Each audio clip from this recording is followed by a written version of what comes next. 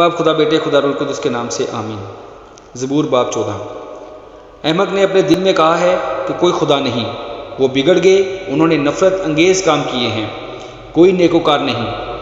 خداوند نے آسمان سے بنی آدم پر نگاہ کی تاکہ دیکھے کہ کوئی دانشمند، کوئی خدا کا طالب ہے یا نہیں۔